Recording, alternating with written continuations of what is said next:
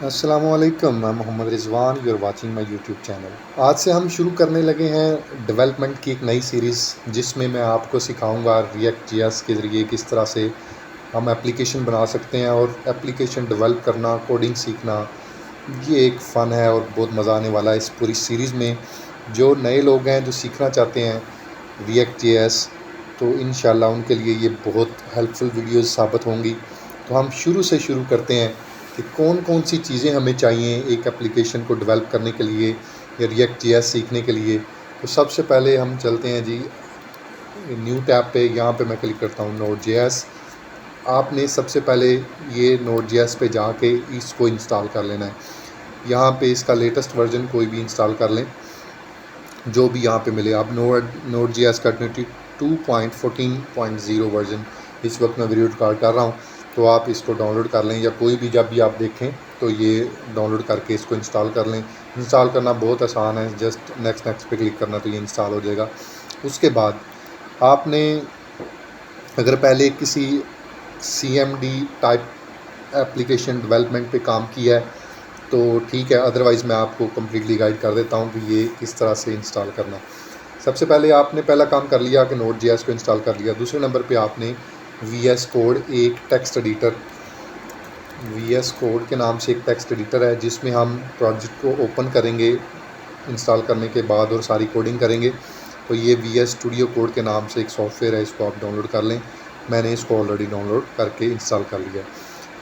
2 step complete हो गए। तीसरा काम आपने ये करना है कि ये लिंक, ये जो दिया हुआ है, इसको ओपन कर लें और इस लिंक पे आके आपने इस कमांड को कॉपी कर लेना है। इसको कॉपी करने के बाद आपने क्या करना है, यहाँ से CMD को ओपन करना है। कमांड प्रॉम्प्ट को ओपन करने के बाद आप अपनी कोई भी ड्राइव सेट कर लें जहाँ पे आपने प्रोजेक्ट को रखना है। तो मैं अपनी D ड्राइव को सिलेक्ट कर रहा हूँ और यहाँ पे आके आपने ये कमांड टाइप कर देनी है, npx create react app at latest। यहाँ पे आगे आपने अपनी रिएक्ट ऐप का नाम रख लेना है कि जो भी आप प्रोजेक्ट रखना चाहते हैं यहाँ पे वो नाम रख लें। माई फर्स्ट ऐप रख लें या माई फर्स्ट ऐप डेमो रख लें, कुछ भी माई फर्स्ट डेमो नेम रख लेते हैं और इसको इंटर प्रेस कर दें। मैंने ये ऑलरेडी इंस्टॉल कर लिया है। ये कुछ टाइम लेगा, जब आप फर्स्ट टाइम इंस्टॉल करेंगे तो ये काफ़ी ज़्यादा टाइम लेगा, 5-7 मिनट टाइम ले सकता है, easily depend upon your internet connection speed. तो जैसे ही इंस्टॉल हो जाता है तो आपने सबसे पहले क्या करना है, इसको क्लोज़ कर दें और अपना जो VS कोड आपने इंस्टॉल किया है इसको आपने ओपन कर लेना। ओपन करने के बाद यहाँ से आप फाइल पे क्लिक करें और न्यू फोल्डर पे जाने के बाद उस ड्राइव में चले जाएं जहाँ पे आपने वो प्रोजेक्ट को इंस्टॉल किया है। मैंने जो प्रोजेक्ट इंस्टॉल किया है वो यहाँ पे किया था ऐप डेमो के नाम से। यहाँ पे D ड्राइव में माई डेमो ऐप, यहाँ तो ये आपका प्रोजेक्ट ओपन हो जाएगा। जैसे ही ओपन होगा इसको ज़रा एक्सपेंड करें। तो इतना काम कर लेने के बाद आपने ये प्रोजेक्ट का स्ट्रक्चर थोड़ा समझ लेना है। इसमें कुछ बिल्ट इन फोल्डर्स आते हैं, जैसे ये नोड मॉड्यूल्स है, इसको रहने दें एज इट इज़, इससे हमारा कोई कंसर्न नहीं है।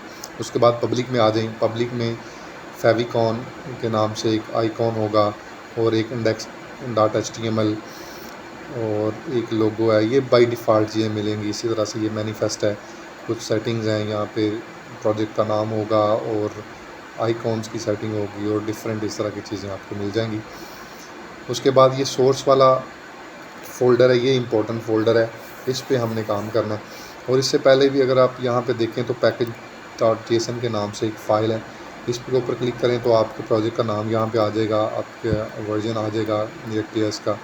और उसके बाद ये डिफरेंट लाइब्रेरीज़ जो हैं वो इंस्टॉल हुई आपको मिल जाएंगी, जैसे रिएक्ट डूम है, और हम इसके ऊपर बाद में मज़ीद पैकेजेस इंस्टॉल करेंगे भी, ये बाय डिफ़ॉल्ट मिलते हैं। उसके बाद ये रिएक्ट index.js एक फ़ाइल मिलेगी और एक app.js के नाम से फ़ाइल मिलेगी। app.js वो फ़ाइल है जहाँ से प्रोजेक्ट आपका लोड होगा, शुरू होगा।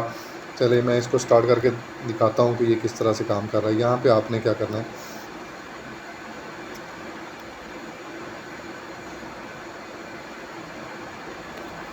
npx स्टार्ट लिख के क्लिक कर दें। जैसे ही क्लिक करेंगे तो ये प्रोजेक्ट रन हो जाएगा ब्राउज़र में, जो आपका डिफ़ॉल्ट ब्राउज़र है।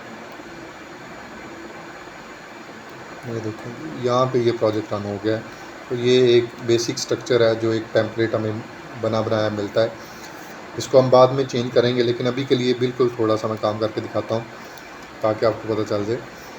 तो बाद में इसका हम सारा स्ट्रक्चर चेंज करेंगे, इसके राउट्स को देखेंगे, ईच एंड एवरीथिंग के स्टेप बाय स्टेप हम किस तरह से इसको सीख सकते हैं, वो सारी चीज़ें देखेंगे। अभी के लिए मैं ये सारी चीज़ें रिमूव कर देता हूँ यहाँ से। और जैसे ही मैं सेव पे क्लिक करता हूँ Ctrl+S, तो इसको रिफ़्रेश करते हैं तो ये देखें बिल्कुल ब्लैंक हो गया। यहाँ पे कोई चीज़ नहीं है क्योंकि हमने सब कुछ वहाँ से डिलीट कर दिया। तो मैं सिंपल यहाँ पे हेलो माई डेमो ऐप ये मैं लिख के सेव करता हूँ। तो ये देखें जब मैंने सेव किया है तो ये मेरा टेक्स्ट आ गया। यहाँ पे हम सिंपली HTML का कोड लिख सकेंगे। अगर आपको HTML आती है देन वेल एंड गुड, और वही HTML सेम टू सेम हमने यहाँ पे लिखनी है अपनी पेजेस बनाने के लिए। Login page, sign up page और डिफरेंट जितना भी हमने फ्रंट एंड वर्क करना है वो हम यहाँ पे करेंगे। और फिर यहाँ पे हम मुख्तलिफ़ कंपोनेंट्स बना सकते हैं, मुख्तलिफ़ सेक्शन बनाएंगे कोड को क्लीन रखने के लिए। कि जैसे एक लॉगिन का कंपोनेंट है, या एक अगर हम ई-कॉमर्स वेबसाइट डेवलप करने जा रहे हैं तो उसके लिए हमारे पास कुछ स्लाइडर्स के कंपोनेंट्स होंगे, कुछ हमारे पास प्रोडक्ट के कंपोनेंट्स होंगे और कुछ डिफरेंट चीज़ें होंगी जो हम इसको प्रॉपर तरीके से मैनेज करके इस सोर्स फोल्डर के अंदर हम फोल्डर बना के उनको अलग अलग सेक्शन रखेंगे ताकि कोड को मैनेज करना आसान हो जाए।